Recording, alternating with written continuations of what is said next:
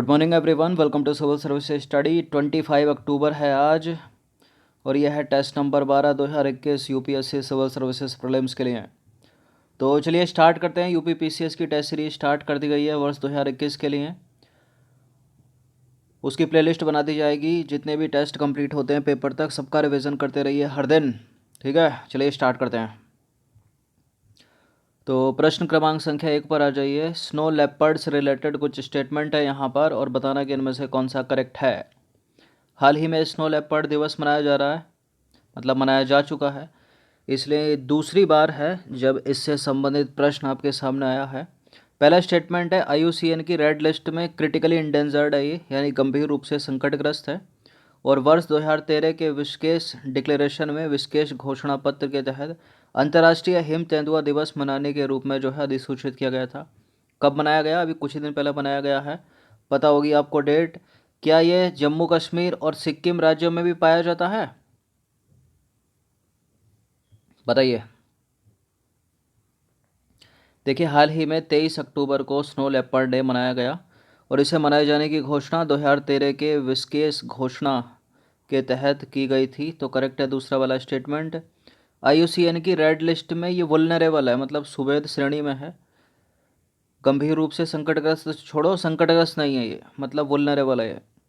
भारत के जम्मू कश्मीर में भी, सिक्किम में भी, हिमाचल में भी, उत्तराखंड में और अरुणाचल प्रदेश में हिम तेंदुए का प्रवास है। तो इसका आंसर क्या हो जाएगा? पहला गलत है, दूसरा सही है, तीसरा सही है, तो सी हो जाएगा इसका आंसर, ठीक है। अगर यहाँ केवल लिखा रहता ना, केवल जम्मू कश्मीर में और सिक्किम में पाया जाता तो गलत हो जाता। तो जितने भी पहाड़ी राज्य हैं ना ऊपर के, नॉर्थ के, उसमें पाया जाता है ये।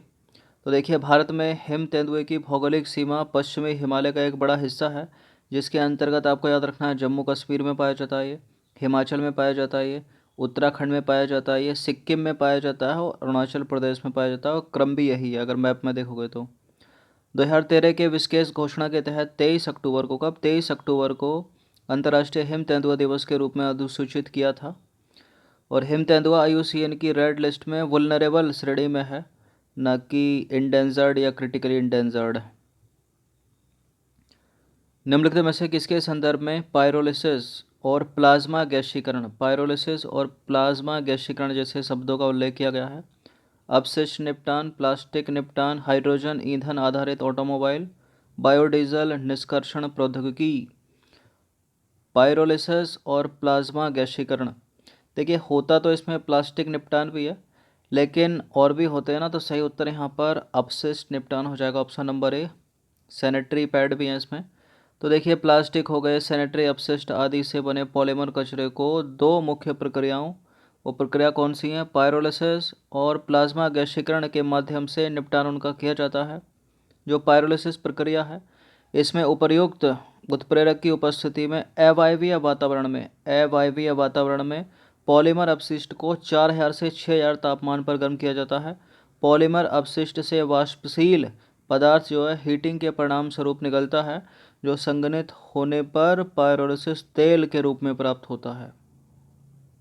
अगर देखी जाए दूसरी वाली प्रक्रिया, प्लाज्मा गैसीकरण प्रक्रिया, भी पर्यावरण अनुकूल है। इसमें क्या होता है? ठोस अपशिष्टों का निस्तारण किया जाता है और इसमें जो जहरीले डायोक्सिन और फ्यूरान जैसे तत्व हैं वो भी नहीं बनते प्लाज्मा गैसिफिकेशन में, ठीक है। इनमें से कौन सा कथन सत्य है? पहला स्टेटमेंट है, मोहम्मद एंग्लो ओरिएंटल कॉलेज की स्थापना ऑक्सफोर्ड और कैम्ब्रिज विश्वविद्यालयों की तर्ज पर की गई। वर्ष 1864 में साइंटिफिक सोसाइटी की स्थापना सर सैयद अहमद खान द्वारा की गई थी। ये स्टैटिक का प्रश्न आ गया है बीच में, क्या है इसका उत्तर? तो मोहम्मद एंग्लो ओरिएंटल कॉलेज की स्थापना ऑक्सफोर्ड और कैम्ब्रिज विश्वविद्यालयों की तर्ज पर की गई थी और 1864 में साइंटिफिक सोसाइटी की स्थापना सर सैयद अहमद खान द्वारा की गई थी। दोनों के दोनों करेक्ट हैं, सी है इसका आंसर। तो देखिए, मोहम्मद एंग्लो ओरिएंटल कॉलेज की स्थापना वर्ष 1877 में ऑक्सफोर्ड और कैम्ब्रिज विश्वविद्यालयों की तर्ज पर की गई, जो बाद में अलीगढ़ मुस्लिम विश्वविद्यालय के रूप में विकसित हुआ। सर सैयद अहमद खान द्वारा 1864 में अलीगढ़ में पश्चिमी कार्यों का भारतीय भाषाओं में अनुवाद करने, मुस्लिमों को पश्चिमी शिक्षा को अपनाने तथा मुस्लिमों के बीच वैज्ञानिक मनोभाव को विकसित करने के लिए साइंटिफिक सोसाइटी की स्थापना की थी किसने? 1864 में सर सैयद अहमद खान द्वारा। और पूछ लेते हैं इसको मैच करने के लिए। भारतीय राष्ट्रीय कांग्रेस के कराची अधिवेशन से रिलेटेड कुछ स्टेटमेंट है, यहाँ पर बताना कि इनमें से कौन सा सही है। पहला स्टेटमेंट है 1931 में हुआ था ये कराची अधिवेशन और इसकी अध्यक्षता की थी सरदार वल्लभ भाई पटेल ने। पटेल ने की थी या तिलक ने की थी? पटेल ने की थी, करेक्ट है। इस अधिवेशन में गांधी इरविन समझौते को स्वीकृति प्रदान की गई, करेक्ट है ये भी। इस अधिवेशन में कांग्रेस ने मूलभूत राजनीतिक अधिकारों और राष्ट्रीय आर्थिक कार्यक्रमों को अपनाया, ये दो थे, सही है ये भी, तीनों सही है, डी। तो 29 मार्च 1931 में कराची में कांग्रेस का अधिवेशन आयोजित किया गया जिसकी अध्यक्षता की थी सरदार पटेल ने। और इस अधिवेशन में दिल्ली समझौते यानी गांधी इरविन समझौते को स्वीकृति प्रदान की गई। पूर्ण स्वराज्य के लक्ष्य को फिर से दोहराया गया।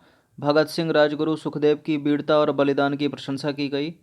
यद्यपि कांग्रेस ने किसी भी प्रकार की राजनीतिक हिंसा में लिप्त जो भी क्रांतिकारी थे उनका समर्थन न करने की नीति फिर से दोहरा दी। इस अधिवेशन में कांग्रेस ने दो मुख्य प्रस्तावों, मूलभूत राजनीतिक अधिकारों और दूसरा था राष्ट्रीय आर्थिक कार्यक्रमों से संबंधित था। ठीक है। विज्ञान के क्षेत्र में भारत सरकार द्वारा प्रारंभ की गई निम्नलिखित पहलों पर विचार करना है। स्पार्क पहल का लक्ष्य उच्च शिक्षण संस्थानों में अनुसंधान परिदृश्य को बेहतर बनाना है। बायोटेक्नोलॉजी इग्निशन ग्रांट योजना स्टार्टअप के वित्त पोषण से संबंधित एक कार्यक्रम है। सही है, इंटरचेंज करें तब करेक्ट होगा। स्पार्क पहल का उद्देश्य क्या है? उच्च शिक्षण संस्थानों में अनुसंधान परिदृश्य को बेहतर बनाना, सही है। और बायोटेक्नोलॉजी इग्निशन ग्रांट योजना स्टार्टअप के वित्त पोषण से संबंधित एक कार्यक्रम है। दोनों के दोनों करेक्ट हैं और सी है इसका आंसर। तो देखिए यहाँ स्पार्क का कुछ मीनिंग है, कुछ फुल फॉर्म है, वो है scheme for promotion of academic and research collaboration, अकादमिक और अनुसंधान सहयोग संवर्धन योजना। इसका लक्ष्य है भारतीय संस्थानों और विश्व के सर्वोत्तम संस्थानों के बीच अकादमिक एवं अनुसंधान सहयोग को सुगम बनाकर भारत के उच्च शिक्षण संस्थानों में अनुसंधान परिदृश्य को बेहतर बनाना। और बायोटेक्नोलॉजी इग्निशन ग्रांट BIG योजना स्टार्टअप के वित्त पोषण से संबंधित एक कार्यक्रम है। ये सीधा सीधा पूछा जा सकता है 4 स्टेटमेंट बनाकर। फ्यूचर स्किल प्राइम कार्यक्रम के संबंध में निम्नलिखित कथनों पर विचार करना है। यह केंद्र इलेक्ट्रॉनिक एवं सूचना प्रौद्योगिकी मंत्रालय की पहल है और यह जैव प्रौद्योगिकी के क्षेत्र में रोजगार के स्किलिंग और अपस्किलिंग के लिए एक कार्यक्रम है। कौन सा सही है? देखिए अगर फ्यूचर स्किल प्राइम कार्यक्रम केंद्र इलेक्ट्रॉनिक और सूचना मंत्रालय की पहल है तो जैव प्रौद्योगिकी के क्षेत्र में रोजगार से मतलब थोड़ी होगा इसका, फिर तो सूचना प्रौद्योगिकी के क्षेत्र में होगा ना। गलत है, दूसरा स्टेटमेंट केवल पहला सही है। तो फ्यूचर स्किल प्राइम सूचना प्रौद्योगिकी के क्षेत्र में रोजगार के स्किलिंग, रीस्किलिंग और अप स्किलिंग के लिए एक कार्यक्रम है। तो गलत है दूसरा स्टेटमेंट क्योंकि वहाँ जैव प्रौद्योगिकी लिखा है। अब ये केंद्र इलेक्ट्रॉनिक एवं सूचना प्रौद्योगिकी मंत्रालय और नेस्कॉम की एक पहल है। अगर यहाँ केबल लिख दिया जाता, केबल केंद्र इलेक्ट्रॉनिक और सूचना प्रौद्योगिकी मंत्रालय की पहल है तो गलत हो जाता, लेकिन नहीं लिखा है ना केबल। तो नेस्कॉम और केंद्र इलेक्ट्रॉनिक सूचना प्रौद्योगिकी मंत्रालय की पहल है, ये करेक्ट है स्टेटमेंट।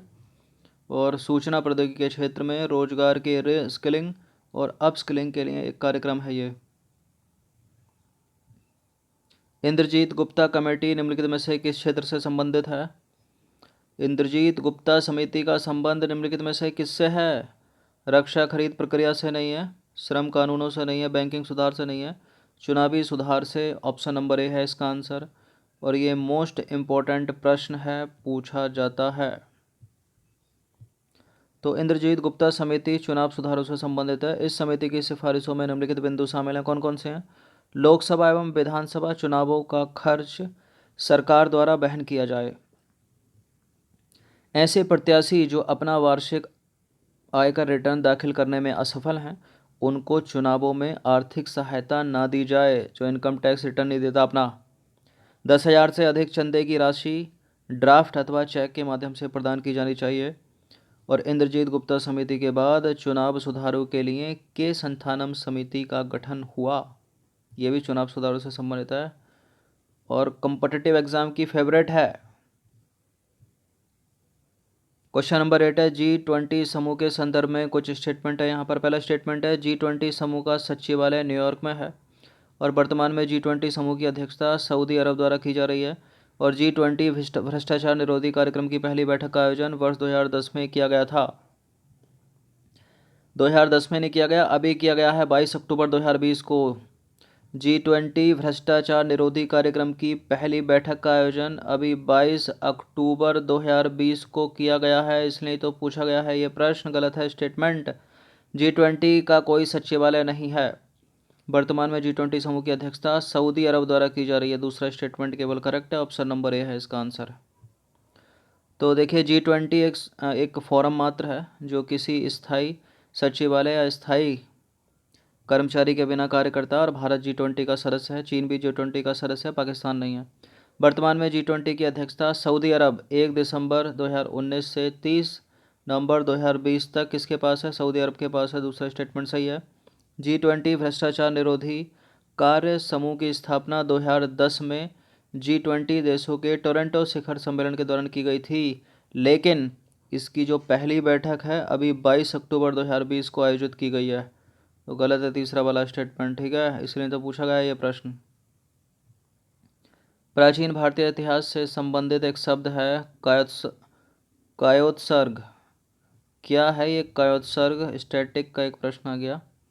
कायोत्सर्ग दक्षिण भारत का एक प्राचीन बंदरगाह नहीं है, एक साहित्यिक कृति भी नहीं है। कायोत्सर्ग एक प्रमुख विधिक अधिकारी भी नहीं है। ये तो है एक यौगिक आसन कायोत्सर्ग। तो कायोत्सर्ग एक यौगिक आसन है जो जैन धर्म से संबंधित ध्यान प्रक्रिया का एक महत्वपूर्ण हिस्सा है। कायोत्सर्ग का शाब्दिक अर्थ है शरीर को भूल जाना, अर्थात किसी भी प्रकार के शारीरिक आराम एवं शारीरिक गतिविधियों को त्याग देना, इस प्रकार स्थिर रहना या खड़े हो जाना जिससे आत्मा के वास्तविक स्वरूप पर ध्यान केंद्रित किया जा सके। जैन धर्म में तीर्थकर को या तो योग मुद्रा में बैठा हुआ आपने देखा होगा या कायोत्सर्ग मुद्रा में खड़ा हुआ दर्शाया गया है, बुक में देखा होगा। अब देखिए उदाहरण के तौर पर अगर इसको समझें तो कर्नाटक के श्रवण बेलगोला में अरिहंत बाहुबली की मूर्ति कायोत्सर्ग मुद्रा में अवस्थित है, जिनके बारे में कहा जाता है कि आत्मा के वास्तविक स्वरूप पर ध्यान केंद्रित करने के लिए वह 1 वर्ष के लिए कायोत्सर्ग।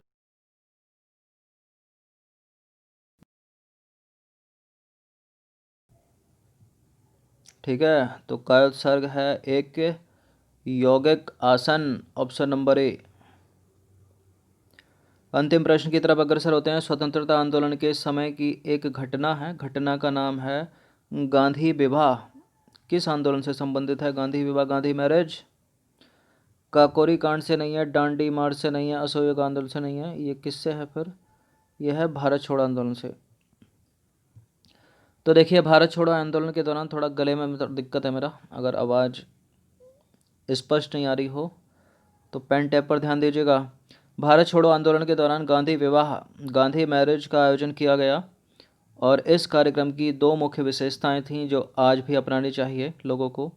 देखिए मितव्ययी विवाह समारोह आयोजित करना, अर्थात न्यूनतम खर्च, धन का कोई दिखावा नहीं करेंगे और अन्न भी कम बर्बाद करेंगे। अछूतों को भी विवाह समारोह में आमंत्रित किया जाना चाहिए। और अस्पृश्यता गांधी विचारधारा के प्रमुख स्तंभों में से एक थी और गांधी जी इसको साथ लेकर चले हमेशा और यूपीएससी की फेवरेट है। इससे प्रश्न जरूर बनते हैं, हर साल बनते हैं। तो देखिए अस्पृश्यता गांधीवादी विचारधारा के प्रमुख स्तंभों में से एक थी और उनकी सामाजिक समावेशिता के बगैर भारत छोड़ो आंदोलन अपने उद्देश्य में सफल ना हो पाता, ऐसा मानते थे गांधी जी। तो भारत छोड़ो आंदोलन के दौरान गांधी विवाह आयोजन किया गया और इस कार्यक्रम की 2 मुख्य विशेषता वो ये हैं। ठीक है, तो 10 प्रश्न थे ये, अच्छे से इसका रिवीजन कर लीजिएगा कम से कम एक बार, और जो प्रश्न पहली बार दिखे हों, अधिकतर पहली बार दिखे होंगे, क्योंकि करंट अफेयर्स था ज़्यादा। तो प्रैक्टिस करते रहिए। अब रिवीजन कीजिएगा, प्रैक्टिस वर्ड का यूज़ किया जाएगा, क्योंकि कितना भी आप पुलिंदा पढ़ते रहो मोटी मोटी बुक, जब तक आप एमसीक्यू नहीं लगाओगे, प्रारंभिक परीक्षा तो एमसीक्यू वाली होती है ना, और मुख्य परीक्षा के लिए कितने भी एमसीक्यू लगा लो कुछ नहीं होगा, उसके लिए तो लिखना पड़ेगा, राइटिंग प्रैक्टिस करनी पड़ेगी। ठीक है, जैसे ग्रेजुएशन में भरी थी कॉपी, इस तरह भरते रहो। तो 10 प्रश्न थे इंपॉर्टेंट, प्लेलिस्ट इसकी बना रखी है, आप टेस्ट नंबर 1 से लेकर जो भी था ये 11-12 उस तक पहुंच सकते हो। धन्यवाद।